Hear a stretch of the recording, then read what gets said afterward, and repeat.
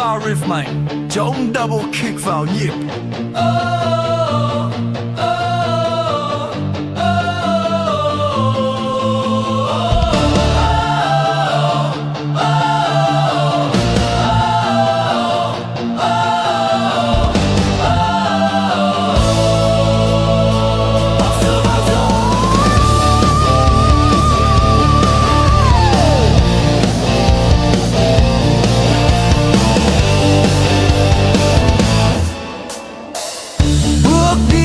Con đường dài ánh mắt trời xua tan đêm tối, ngẩng cao đầu trái tim rực cháy, không gì có thể làm ta gục ngã.